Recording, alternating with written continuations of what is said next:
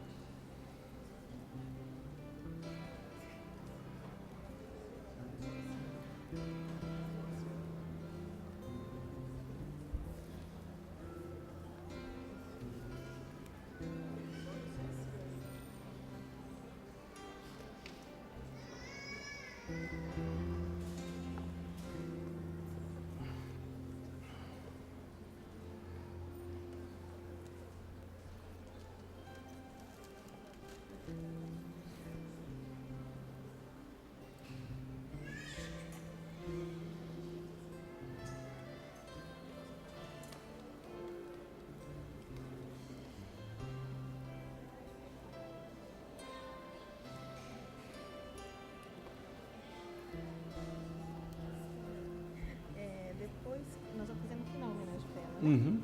Daí você.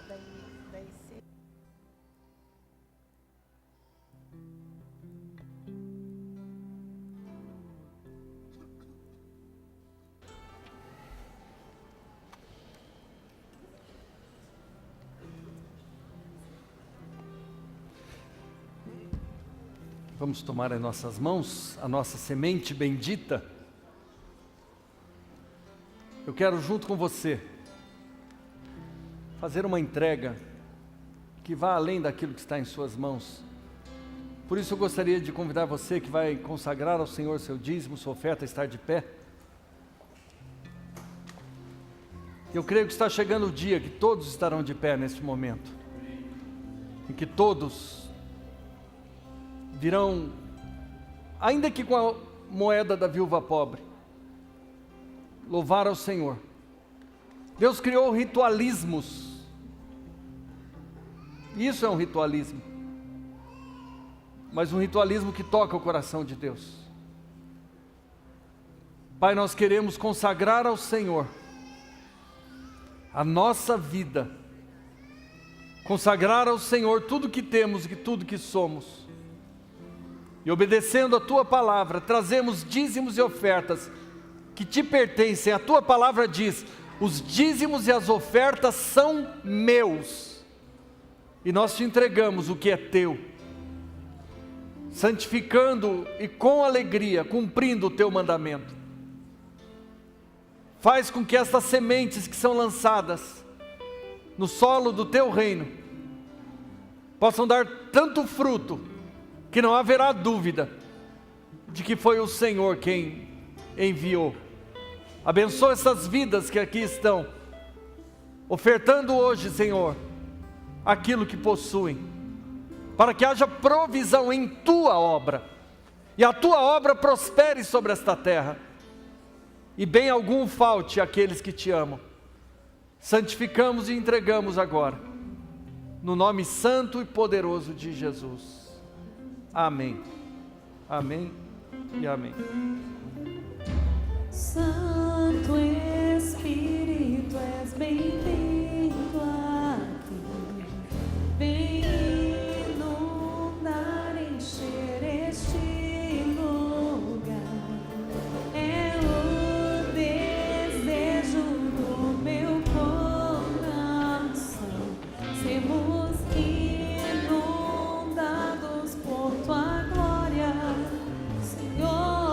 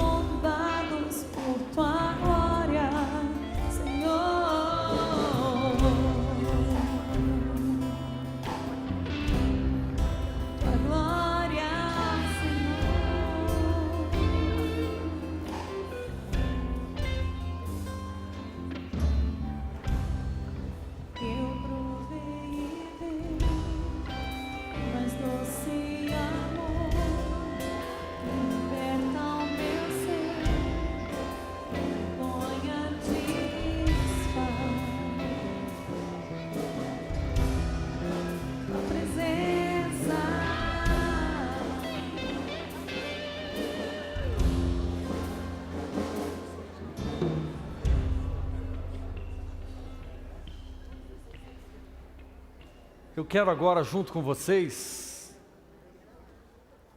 compartilhar algo que Deus tem feito ao longo das últimas semanas E eu creio que tem aberto os nossos olhos para uma nova realidade de Deus para a nossa vida. Eu hoje estou aqui com um cenário um pouco diferente, como vocês podem perceber, sem o nosso tradicional púlpito. É que eu tive esses dias uma crise de uma enfermidade que eu tenho tratado há algum tempo, e eu fiquei aí alguns dias sem andar, mas graças a Deus hoje já estou conseguindo novamente firmar os pés no chão. Então vocês me perdoem se eu ficar difícil de me ver aqui, vocês esticam aí o pescoço, mas eu vou ter que ficar sentado para tentar estar aqui também no culto da noite. Mas eu quero convidar você a abrir a sua Bíblia no texto de Juízes, capítulo de número 6, texto que nós temos trabalhado e que suscita-nos aqui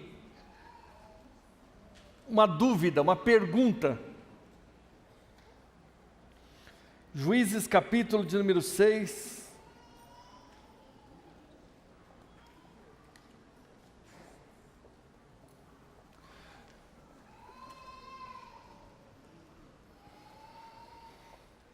Em 25 anos cuidando de pessoas, talvez não haja um questionamento tão recorrente da parte das pessoas, cristãs ou não cristãs, como este que nós vamos ler aqui. O contexto dessa história de Juízes 6 vocês já conhecem. O povo de Deus havia caído em desgraça, estavam passando por uma profunda crise e começam a clamar ao Senhor, muito semelhantemente ao que fazemos nos momentos de dificuldade que se apresentam na nossa vida. Só que, como sempre o Senhor faz, Ele responde, e Ele envia primeiro um profeta, depois envia um anjo.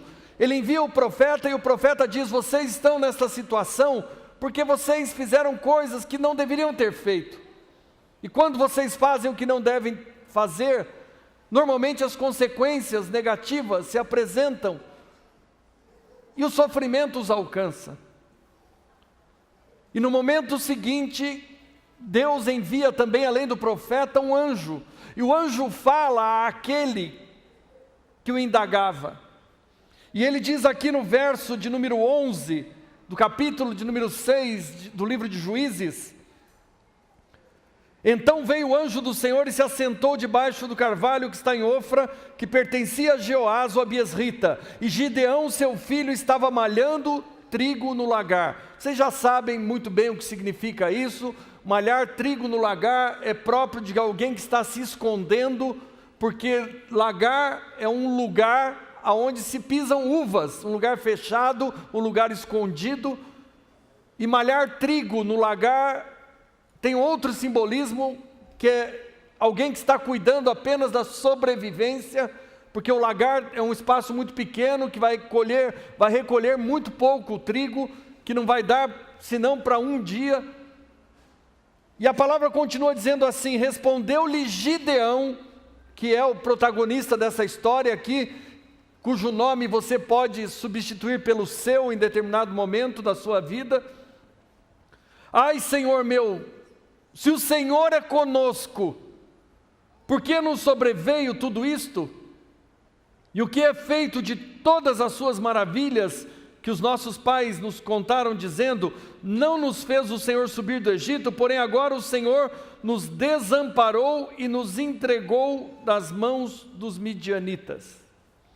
Esse texto, Gideão indaga ao Senhor, questionando: aonde estão seus milagres? Aonde estão as suas maravilhas? Quando o seu povo mais precisa, aonde está tudo isso que os nossos pais, que a Bíblia nos contou a teu respeito? Ontem mesmo, atendendo uma família angustiada, na parte da tarde, foram até minha casa buscar um conselho. Eu me vi nesta situação. uma família, diante de uma adversidade, de uma luta, se vê questionando interiormente, aonde está Deus, como Deus nos permite estar numa situação como esta? E este sentimento, ele gera um movimento chamado humanismo, e o humanismo tem como principal característica colocar o homem como centro da atenção e Deus como aquele que, de alguma forma, tem que prover a solução para problemas que foram, na grande maioria das vezes, gerados por nós mesmos ou por situações que a vida nos reserva. No entanto, este questionamento custa a se apartar da nossa vida. Esse questionamento, essa indagação, esta dúvida em relação a Deus custa a deixar de fazer parte do nosso dia a dia. E às vezes até mesmo sem querer, nós nos vemos nesta situação. Talvez muitos tenham chegado aqui nesta manhã, nesta situação. Por que que Deus permite? Por que que Deus não faz nada? Por quê? Se o Senhor é conosco, aonde estão os seus milagres? E quando eu, observando esse texto, sobre o qual me detive durante muitas semanas estudando, porque traz uma riqueza enorme, esses textos de Juízes 6 e 7, onde mostra o poder de Deus interagindo na vida do homem nos momentos de angústia, quando o homem o busca. Deus me levou na madrugada de quinta-feira, quando eu estava ali curtindo uma dor tremenda, e eu me coloquei a buscar a palavra.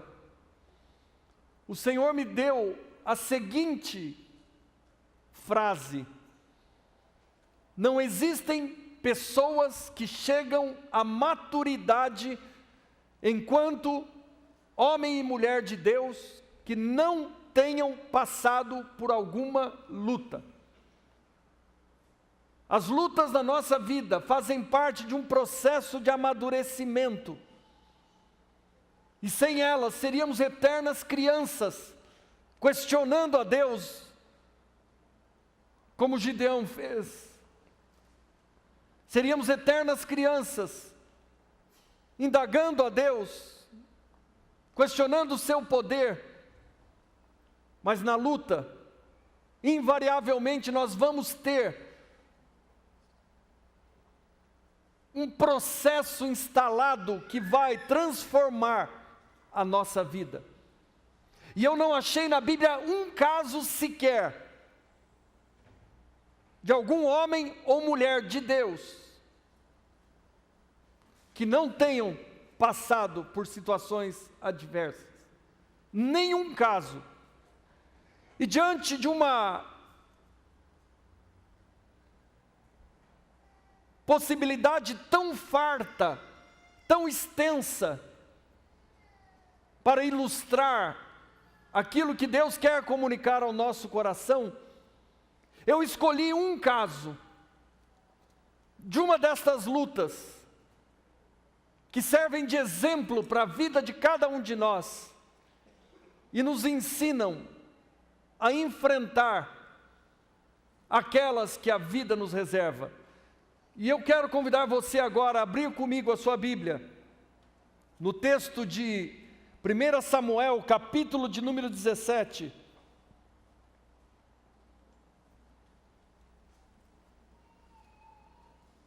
Eu quero ler com vocês a partir do verso 40, e eu vou explicar o que tem antes disso, para nós não gastarmos aqui muito tempo.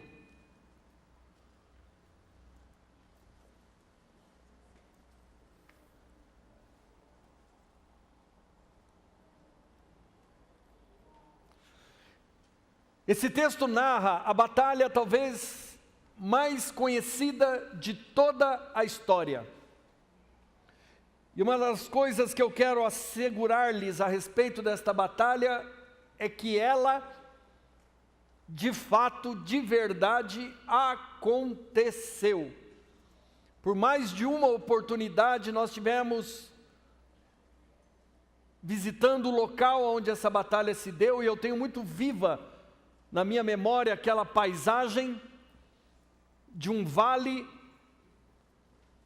aonde se reuniram dois exércitos, o exército de Deus, os filhos de Israel, que simbolizam aqui a própria igreja, e o exército dos filisteus, que simbolizam o mundo sem Deus. E nesta batalha havia uma desproporção, muito semelhante à desproporção que nós sentimos diante de todas as batalhas que enfrentamos na nossa vida. Vou tentar ficar de pé um segundo aqui, e eu quero que você olhe para mim. Não existe nenhuma batalha que nós enfrentamos que não traga consigo um sentimento de desproporção. O que isso significa? Significa que o inimigo sempre parece muito maior do que nós mesmos. Vocês estão entendendo o que eu estou dizendo? Vocês estão entendendo o que eu estou dizendo? Não existe uma batalha sequer que não traga consigo um sentimento de desproporção. Seja ela uma enfermidade, seja ela uma dificuldade material e financeira, um problema de relacionamento, um problema no lar. Parece-nos impossível, às vezes, enfrentar de igual para igual. E eu quero dizer para você uma única coisa aqui nesta manhã, que você nunca se esqueça disso. Foi Deus quem fez assim. Por quê? Porque quando o homem pecou, ele perdeu a parte que o levava a ser maior do que todas as coisas. Quando Deus cria o homem, Ele diz: domine ele sobre todas as coisas. Mas quando ele perde a presença de Deus, este domínio também é perdido, e agora o homem é dominado por todas as coisas. E todas as lutas vêm carregadas deste sentimento de desproporção, que nos coloca sempre numa condição inferior, o que nos leva a buscar a parte que nos falta para completar aquilo que um dia nós perdemos. Então, quando nós nos sentimos assim, é o momento de buscarmos a parte que nos falta para integrar a força para vencer todo o inimigo. O tema da mensagem desta manhã é uma vida de milagres, parte 3. Eu preguei a parte 1, pastor Eduardo pregou a parte 2, hoje é a parte 3. E eu quero ler agora com vocês aqui, a partir do verso de número 40, a atitude de Davi, que era um menino, que pastoreava as ovelhas de seu pai, e ele se apresenta como solução para um dilema aonde os exércitos de Israel estavam sendo afrontados por um gigante chamado Golias. Vamos ler a partir do verso 31, respeitando aqueles que não conhecem essa história. No verso 31 diz: ouvidas as palavras de Davi, que se apresentou aqui como voluntário para lutar com o gigante Golias, que estava atemorizando todo o exército de Israel, anunciaram-na a Saul, que mandou chamá-lo. Davi disse a Saul: não desfaleça o teu coração e de ninguém por causa deste gigante. Teu servo irá à peleja contra o filisteu. Porém Saul disse a Davi: contra o filisteu não poderás ir à peleja com ele, pois tu és ainda moço e ele guerreiro desde a sua mocidade. E respondeu Davi a Saul, seu servo, que apacentava as ovelhas de seu pai: quando veio um leão ou um urso e tomou um cordeiro do rebanho, eu saí após ele e o feri, e livrei o cordeiro da sua boca. Levantando-se ele contra mim, agarrei-o pela barba e o feri e o matei. O teu servo matou tanto o leão quanto o urso, e este incircunciso filisteu será como um deles, porquanto afrontou os exércitos do Deus vivo. Disse mais Davi: O Senhor me livrou das garras do leão e das garras do urso, e ele me livrará das mãos deste filisteu. E então Saul disse a Davi: vai-te e o Senhor seja contigo. Saul vestiu a Davi com sua armadura e pôs-lhe sobre a cabeça um capacete de bronze e vestiu uma couraça, e Davi cingiu a espada sobre a armadura e experimentou andar, pois jamais havia usado. E então disse Davi a Saul: não posso andar com isso, pois nunca o usei. E Davi tirou aquilo de sobre si e tomou seu cajado na mão e escolheu para si 5 pedras lisas do ribeiro e as pôs junto ao alforje de pastor que trazia a saber no surrão, e lançando mão da sua funda, foi-se e chegando ao filisteu. Verso 41, o filisteu também vinha chegando a Davi, e o seu escudeiro ia diante dele. E olhando o filisteu e vendo a Davi, desprezou-o, porquanto era moço ruivo de boa aparência.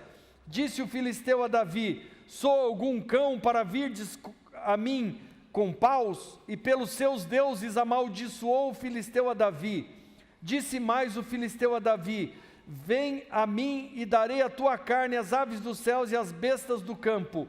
Davi, porém, disse ao filisteu: tu vens a mim com espada e com lança e com escudo, eu, porém, vou contra ti em nome do Senhor dos exércitos, o Deus dos exércitos de Israel, a quem tens afrontado. Hoje mesmo o Senhor entregará nas minhas mãos, ferir-te-ei, tirar-te-ei a cabeça, e os cadáveres do arraial dos filisteus darei. Hoje mesmo as aves dos céus, as bestas feras da terra, e toda a terra saberá que há Deus em Israel, e saberá toda esta multidão que o Senhor salva, não com espada nem com lança, porque o Senhor é a guerra, e Ele vos entregará nas nossas mãos. Você pode dizer amém? Amém. Nós vemos aqui, meus queridos, uma situação onde há, acima de tudo, uma visão clara daquele que está no lado inferior da história, aquele que está enfrentando a desproporção, ou seja, o jovem lutando com o gigante. Há aqui uma visão clara que por si só já traria consigo todas as condições de Davi vencer esta batalha. Em primeiro lugar, a sua experiência no campo, quando pastoreava as ovelhas de seu pai. Em segundo lugar, a agilidade de um moço diante de um homem tão grande, vestido com aquela armadura pesada. Em terceiro lugar, a convicção que ele trazia de que Deus era com ele. Talvez se nós restringíssemos aqui a nossa pregação somente a esses 3 pontos, nós já teríamos aqui argumentos suficientes para levar você a crer que é possível que Deus haja em favor de cada uma das suas necessidades. Mas eu quero falar além disso. Eu quero falar do que leva-nos a ter uma vida de milagres. E eu elenquei aqui 5 pontos, simbolizando as 5 pedras que Davi tirou do ribeiro, porque a Bíblia diz que ele vai ao ribeiro e escolhe para si 5 pedras para enfrentar este gigante. E eu quero usar este simbolismo destas 5 pedras que ele escolheu como 5 características na sua vida que você pode escolher para ter uma vida de milagres. E eu quero trabalhar com estas 5 pedras junto com você nesta manhã. E a primeira pedra que eu quero salientar aqui, simbolizando as 5 pedras que Davi tirou do ribeiro, é uma íntima comunhão com Deus. Se você ainda não leu a Bíblia, especialmente nos textos que discorrem sobre a história de Davi, você vai descobrir que no tempo que ele passou no deserto pastoreando os rebanhos do seu pai, e para quem conhece os desertos da Judeia, é um lugar extremamente seco, não tem vegetação quase nenhuma, são áreas muito íngremes, cheias de morros, sobe e desce aqueles morros, pouca água, pouca coisa para se fazer. E Davi fazia daquele território tão hostil um local de íntima comunhão entre ele e Deus. A primeira pedra que eu gostaria de salientar, que faz da nossa vida, da minha vida, da sua vida, uma vida de milagres, é ter uma vida de íntima comunhão com Deus. E quando eu pensava a este respeito, eu me lembrei da oração de Jesus ao lado do túmulo de Lázaro, quando ele ora e tem ali uma multidão, e as multidões sempre fazem parte dos milagres, porque o grande objetivo dos milagres é tocar o coração da multidão, exaltando a Deus e mostrando o poder de Deus àqueles que carecem, aqueles que necessitam, como muitos de nós que estamos aqui nesta manhã. E Davi, através de uma íntima comunhão com Deus, ele desenvolve este sentimento de que Deus está com ele. E a declaração que ele faz para aquele gigante é fruto desta convicção. Quando ele vê um gigante armado até os dentes, diante deste gigante um escudeiro, carregando provavelmente mais algumas armas, ele é capaz de olhar nos olhos daquele gigante e dizer a ele: você vem contra mim com espada, com lança, mas eu vou contra você em nome do Senhor dos Exércitos. Esta convicção é fruto desta íntima comunhão entre Davi e Deus. Como Jesus orando diante do túmulo de Lázaro, ele ora, mas ele diz a Deus: Pai, eu sei que o Senhor sempre me ouve, mas eu estou orando para que eles ouçam e eles creiam no Senhor. A primeira coisa que eu e você precisamos desenvolver na nossa vida, e que vai trazer a nós esta convicção, aliás, foi esse o conselho que eu dei ontem a esta família que me procurava para conversar, diante de uma adversidade aparentemente intransponível, diante de uma adversidade aparentemente impossível de ser vencida. Eu disse: vocês precisam desenvolver uma vida de comunhão, de intimidade com Deus, porque esta comunhão, esta intimidade que vai gerar no coração de cada um de nós a certeza de que Deus é conosco, a certeza de que Deus está ao seu lado, de que Deus está com você, de que você não está sozinho em meio à aflição, de que você não está sozinho em meio à luta, de que você não está sozinho em meio à situação adversa. Porque o que acontece conosco? Nós vivemos de qualquer maneira, não lemos a palavra, não oramos, não buscamos a Deus. E quando a adversidade nos alcança de verdade, nós não só nos sentimos, mas temos certeza que estamos sozinhos. E nos colocamos na posição de Gideão, indagando: aonde está o Senhor que nos permite estar nesta situação? Aonde está o Senhor? Aonde estão os teus milagres?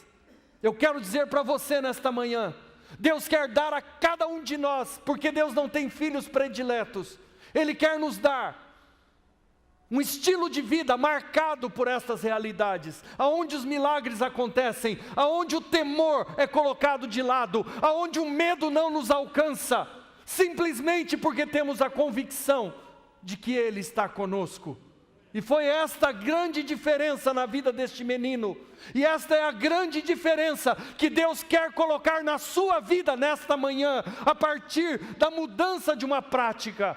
Uma vida de comunhão com Deus, uma vida de intimidade com Deus, vai fazer de você alguém potencialmente capaz de gerar muitos milagres.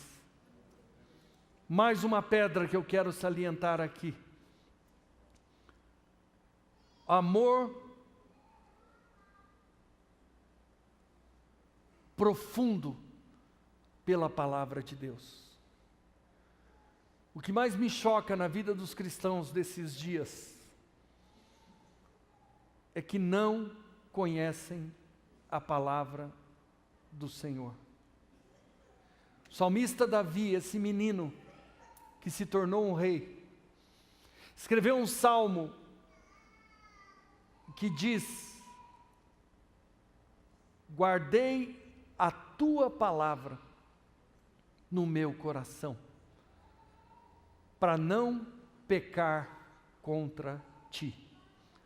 O Salmo 119, verso 11, escrito por este menino, revela-nos o segredo de uma vida que agrada a Deus.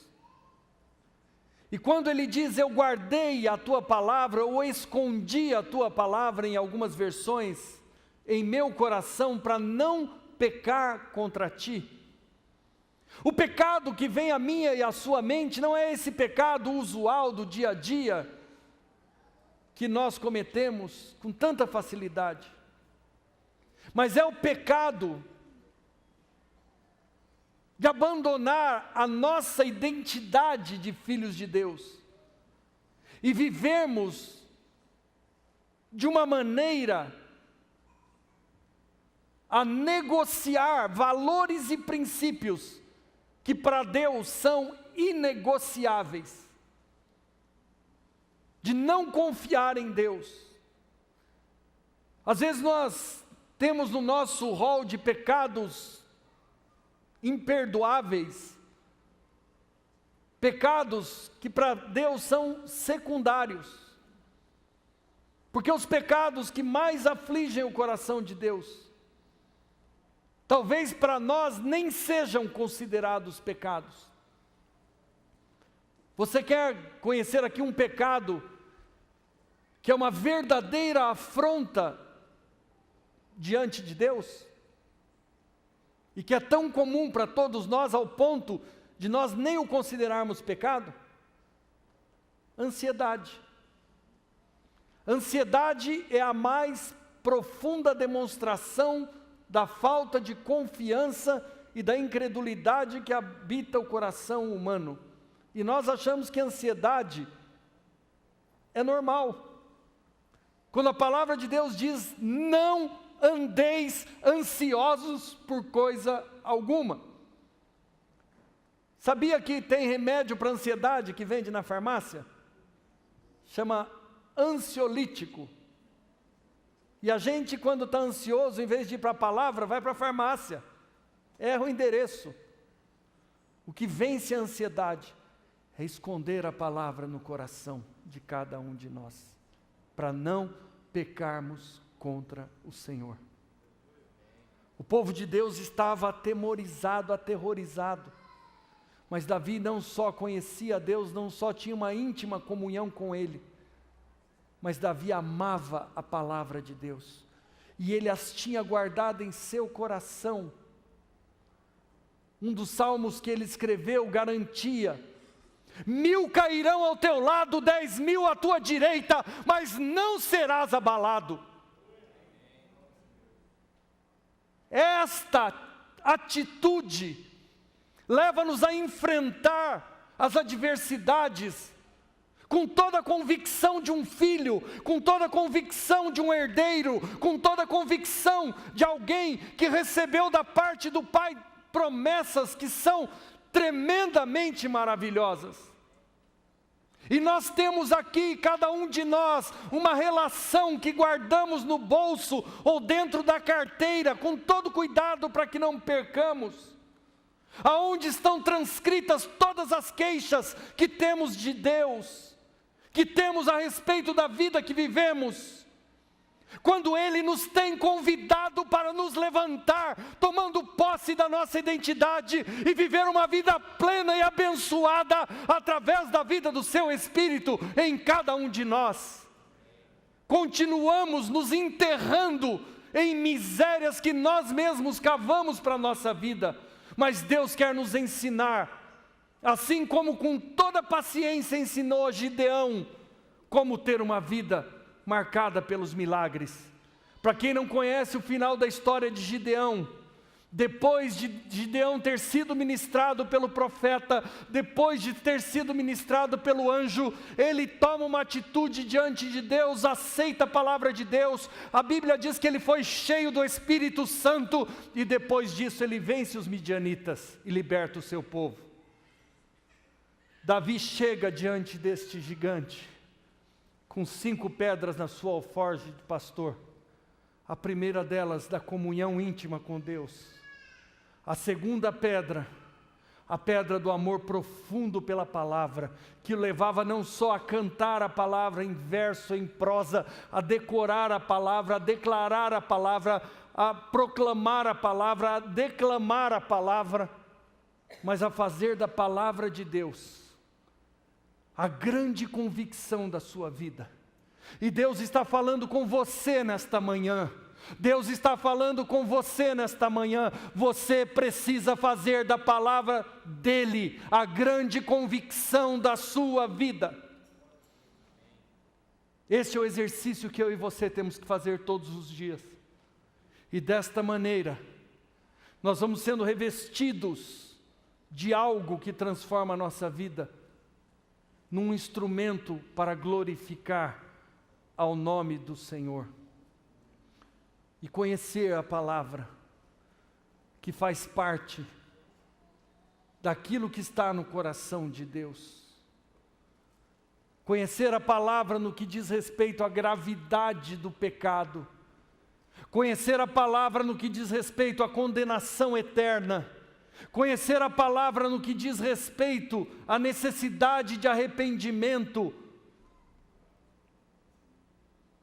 Conhecer a palavra no que diz respeito à grande graça de Deus e à total eficácia do sangue de Jesus sobre a nossa vida. Conhecer a palavra no que diz respeito ao poder da ressurreição de Cristo e à sua segunda vinda para buscar a sua igreja. Conhecer a palavra no que diz respeito à grande obra que Jesus realizou por cada um de nós. E desta maneira, nós conseguimos não só nos livrar do pecado, mas viver uma vida plena dos milagres de Deus, amando apaixonadamente a palavra, dedicando tempo diário para a palavra, enchendo a nossa mente com a palavra. Aliás, eu preguei para vocês a este respeito algumas semanas atrás, quando falava a respeito da diferença da dieta do urubu e da águia. O urubu, comendo coisa morta todo o tempo, se transforma numa ave repugnante, que vive de uma forma rasteira, e a águia, que só se alimenta de coisas vivas, voando nas alturas, a ave que alcança as maiores altitudes e que tem toda a majestade e domínio sobre os ares.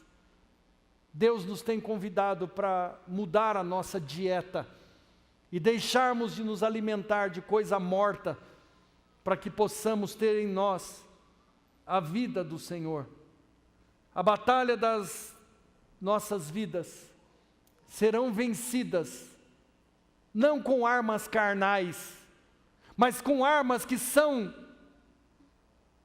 como disse o apóstolo Paulo, poderosas em Deus, para desfazer tudo aquilo que o inimigo tenta lançar contra nós, e podermos exercer, através do poder da palavra, a autoridade que o Senhor já nos deu para enfrentar todos os inimigos que se levantam.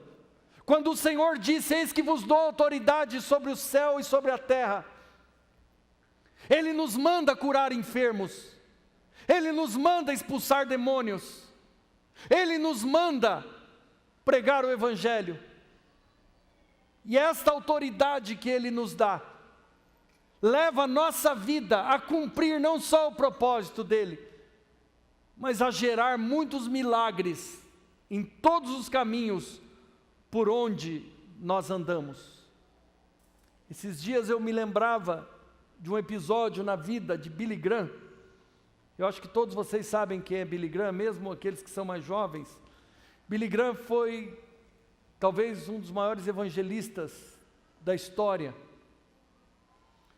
E uma ocasião Billy Graham estava pregando no parlamento inglês, e estavam presentes ali os lords, os deputados e a própria rainha.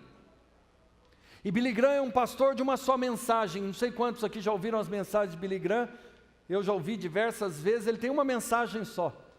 Ele prega sobre arrependimento, salvação e mais nada. E naquela tarde no parlamento inglês, depois de ter pregado sobre isso, sobre arrependimento, a rainha da Inglaterra se levanta e diz: segundo a sua mensagem, o senhor está querendo dizer que até a rainha da Inglaterra tem que se arrepender? E ele, com a autoridade que Deus o deu, através da sua palavra, disse: sim. E aí, retomando a palavra, a rainha disse: então hoje, eu, a rainha da Inglaterra, deponho a minha coroa aos pés do meu Senhor e Salvador Jesus Cristo. Todos os poderes se dobram diante de um evangelho pregado por pessoas que têm uma vida coerente, uma vida de intimidade com Deus, uma vida de paixão e amor pela palavra. Eu não sei como alguém pode passar um dia sequer da vida sem ter tempo com a palavra de Deus. Ou pela manhã, a hora que acorda, ou pelas madrugadas, ou durante o dia. Você e eu precisamos nos encher daquilo que nos traz vida. E eu quero desafiá-los a fazer isso. A terceira pedra é a pedra da integridade. Davi tinha na sua declaração, tanto diante do rei, quanto diante do gigante, total convicção de que a sua vida o habilitava a enfrentar aquele gigante. Eu quero dizer para você, talvez agora esse seja um ponto que vai trazer algum desconforto a cada um de nós, quando nós falamos de integridade, porque nós podemos pensar aqui em uma vida perfeita, de alguém que nunca errou, de alguém cujos pensamentos estão sempre envoltos pela palavra de Deus. Mas a integridade da que Deus fala é a integridade de um coração que deseja, de um coração que quer, de um coração que busca viver para a glória de Deus. Todos nós temos limitações, todos nós temos falhas e pecados, mas à medida que Deus vê em nós o desejo de viver uma vida reta diante dEle, esta integridade nos é creditada, e nós podemos ver da parte de Deus as manifestações da sua graça e da sua bondade. Mas existem algumas áreas que nesses dias constituem verdadeiros desafios para cada um de nós. E eu gostaria sinceramente de poder ficar de pé agora, para que pudesse olhar bem no fundo dos olhos de vocês, porque existem armas que Satanás tem usado para jogar a nossa integridade no lixo. E a primeira delas, ou talvez citaria 3 aqui, a primeira delas é a integridade sexual. A imoralidade nunca foi tão presente na vida das pessoas. E quando eu me refiro à imoralidade, eu me refiro ao fato de que casais são divididos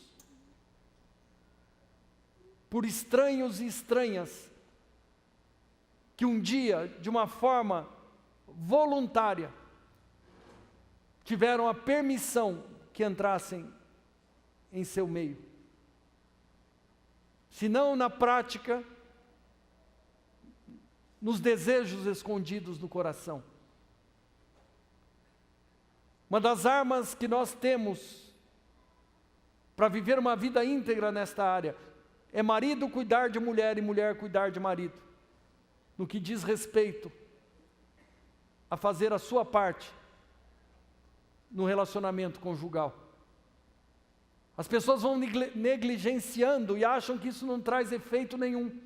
E eu não estou aqui estabelecendo nenhum padrão, mas eu estou estabelecendo um princípio do casamento como lugar seguro, aonde um cuida do outro. E eu acho que eu estou falando com gente madura aqui. Para os jovens, a pureza até o casamento. Nós temos que entender, e eu assistia mais uma vez estarrecido aquilo que confirma uma tese que eu trago ao longo de tantos anos em minha vida no que diz respeito ao cuidado com os nossos jovens. Ao ver aquele moço lá na escola, no estado de Washington, nos Estados Unidos, na sexta-feira, deu um tiro na cabeça de uma moça, porque romperam um relacionamento. Isso é comum e acontece todos os dias, porque jovens envolvem-se entre si em relacionamentos íntimos, muitas vezes com consentimento dos pais, e são gerados laços de alma que, quando se rompem, quase que sempre geram tragédias terríveis no seio da família, no seio da sociedade, e arrastam consigo outros que não tinham nada a ver com aquela miséria.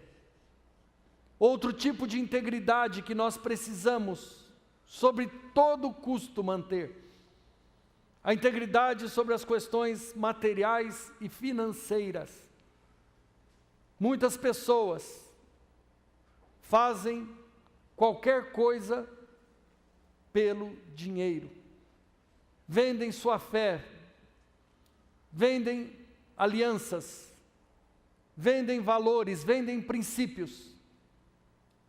E o dinheiro tem sido, ao longo do tempo, um Deus na vida de muitos cristãos, que tem da porta da igreja para fora, ou às vezes até dentro, né? Haja visto o testemunho que nós tivemos tão recentemente entre nós, nos dias aí que cercaram o desafio da compra deste prédio para a igreja, que aliás eu quero dar-lhes uma satisfação. Nós temos 4 meses para pagar o saldo restante, logicamente já passou quase um mês, ou seja, mais uns 3 meses, e nós estamos contando aí com a venda do terreno da igreja para saldar, para que possamos de fato entrar no prédio. Mas o prédio, para todos os efeitos, é nosso, e em nome de Jesus nós vamos ter esse recurso dentro do prazo. Se não tiver, eu vou chamar vocês também, porque só falta 5 milhões, né? Moleza, a gente aí numa rodada de oferta tira isso. Com gente de fé que nem vocês, eu estou garantido na vida agora, né? Mas o que nós percebemos é que as pessoas roubam até o próprio Deus. A impressão que dá é que quando Deus vem no culto, Ele não traz a carteira, porque tem medo de ser roubado. E vocês pensam que isso é brincadeira? Tem um texto na Bíblia, lá em Malaquias, capítulo de número 10, diz assim: roubará o homem a Deus? E os caras de pau perguntam: no que te roubamos, Senhor? E Deus responde. Deus é tão paciente com a gente, Ele fala: vocês me roubam nos dízimos e nas ofertas. O dinheiro tem sido algo que rouba a nossa integridade. O amor ao dinheiro tem roubado a integridade dos cristãos. Nós temos rifado a nossa integridade por alguns tostões. E Deus vai nos ajudar a viver de um modo diferente. Deus já está nos ensinando a mudar isso. E uma das coisas que eu mais amo e admiro no nosso Pai do céu é a paciência que Ele tem conosco. Eu me sinto tão seguro com este Pai, eu me sinto tão em paz com este Pai, porque eu sei que Ele nos ensina com amor, e com amor Ele vai nos colocando no caminho certo, e com amor Ele vai ajudando-nos a corrigir aquilo que estava fora de lugar. E a terceira coisa, aonde muitas vezes temos perdido a nossa integridade, e aí a Bíblia também é farta em nos mostrar exemplos positivos e muito negativos. É quando temos o poder em nossas mãos. Muitas vezes somos ascendidos um pouquinho na vida, já achamos que não precisamos de Deus, não precisamos dos outros, já podemos falar mal de todo mundo, já podemos julgar as pessoas, quando na realidade, no reino de Deus, a palavra nos diz, maior é aquele que serve. Se nós queremos ser o maior, devemos ser os que mais servem aos irmãos. Deus tem chamado gente aqui para crescer, para ser grande, mas nós somos grandes quando nós servimos uns aos outros, quando somos capazes de lavar os pés uns dos outros, como somos capazes de dar as nossas vidas uns pelos outros. Esta é a terceira pedra que eu quero destacar para você. Quarta pedra das 5 que Davi escolheu. A pedra do fogo de amor pelos perdidos. Não há nada que produza tanto milagre quanto quando nós amamos os perdidos. A evangelização é a nossa vocação suprema. Todo cristão foi comprado e lavado pelo sangue de Jesus para ganhar outras pessoas para Cristo. O mundo só não é um lugar muito melhor por causa do fato de negligenciarmos a esta responsabilidade. Eu vejo, e você também, todos os dias na televisão, um panorama tão terrível dessas batalhas religiosas que têm dominado o mundo. Mas eu creio, sinceramente, que se existem grupos extremistas radicais fazendo verdadeiras barbaridades, é porque nós não somos radicalmente extremistas no fato de cumprir a nossa missão. Se nós a cumpríssemos, talvez esses grupos não estariam fazendo o que estão fazendo. Se nós pregássemos o Evangelho, talvez as pessoas não precisariam recorrer a isso. De modo geral, as pessoas que estão envolvidas com esses grupos não protestam apenas a respeito da religião, mas estão protestando contra o estado deste mundo. Eu vejo jovens de todas as partes do mundo se alistando no exército islâmico, no ISIS, até brasileiros, né? Como vocês sabem, tem um brasileiro envolvido, norte-americanos, ingleses, canadenses, belgas.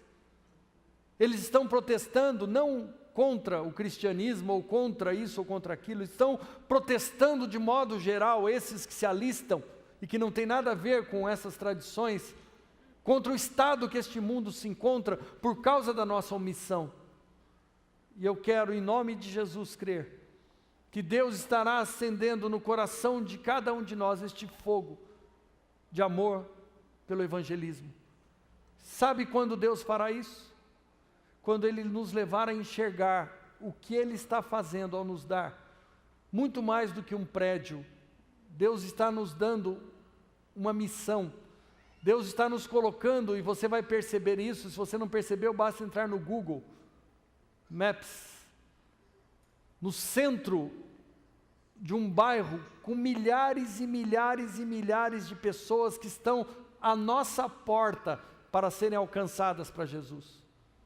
Nós já tivemos uma experiência como essa no passado, há aproximadamente 10 ou 12 anos, 14 anos atrás, quando nós estávamos ali na Vila Nova e alcançamos praticamente todos os nossos vizinhos para o Senhor, e tivemos que mudar de lá porque não cabia mais gente dentro do prédio. Nós vamos fazê-lo novamente agora, e eu creio que Deus vai estar acendendo um fogo no nosso coração, como nós nunca tivemos antes. É isso que faz da nossa vida uma vida de milagre. No Evangelho de João, no capítulo de número 15, verso 16 e seguintes, diz assim: se você me der o que eu te peço, você pode me pedir o que você quiser e eu vou dar a você.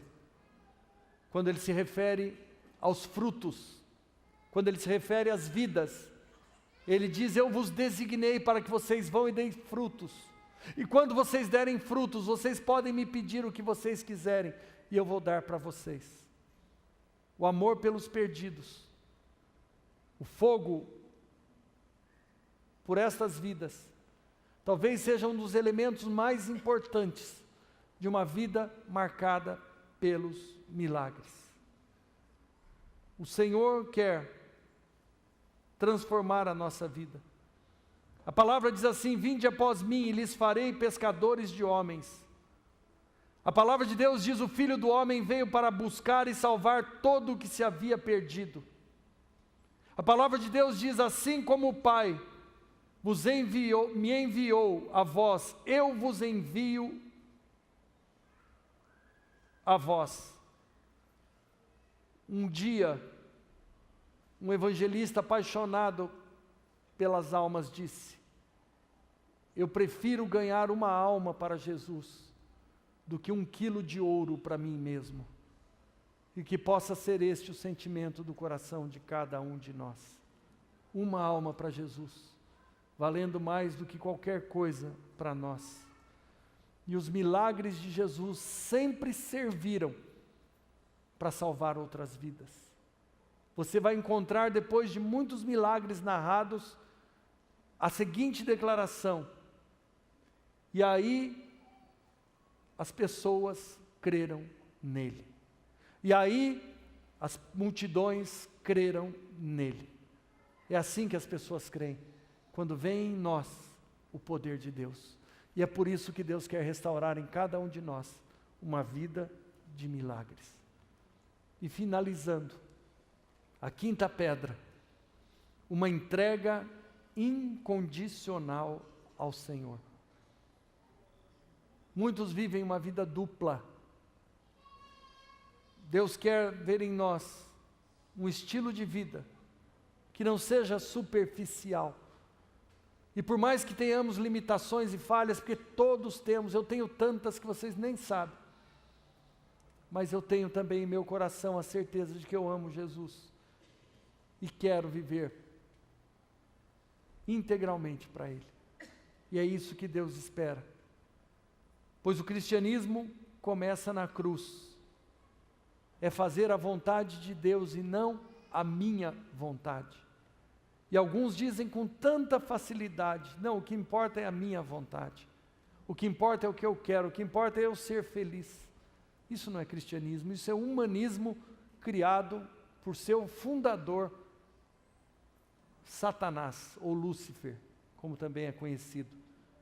Mas o cristianismo nasce na cruz, nasce na entrega do velho homem, egoísta, presunçoso, egocêntrico, que morre na cruz com Cristo e se torna um santo, cuja maior vocação é fazer a vontade do Pai.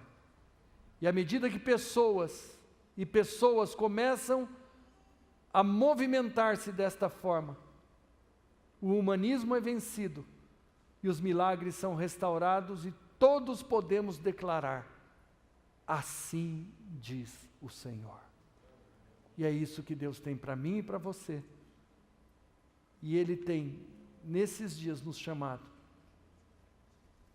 para nos dar um poderoso testemunho. E eu quero orar com vocês nesta manhã, quando encerro esta mensagem, cheio da convicção de que essas características já fazem parte da vida de cada um de nós. Nós não percebemos, mas Deus está fazendo isso através do Espírito Santo. E estas 5 pedras que Davi escolheu, a pedra da íntima comunhão com Deus, a pedra do amor pela palavra, a pedra da integridade, do fogo de amor pelos perdidos e de uma entrega incondicional a Deus, hão de fazer parte da vida de cada um de nós, sufocando todo o humanismo que um dia tentou se apropriar do nosso coração. E eu quero orar por você nesta manhã. E eu quero agora pedir aí a nossa que por mim tudo executa. Ó Deus, que ouve as minhas orações, o Deus que tudo pode, que reina sobre todos, a Ele seja minha adoração. Não há Deus maior que o meu Deus, não há Deus tão grande como o meu Deus. Todos o verão e assim confessarão que grande é meu Deus. Vamos nos colocar de pé nesta hora e declarar essa canção todos juntos. Ó Deus, que por mim tudo executa. Ó Deus, que ouve as minhas orações,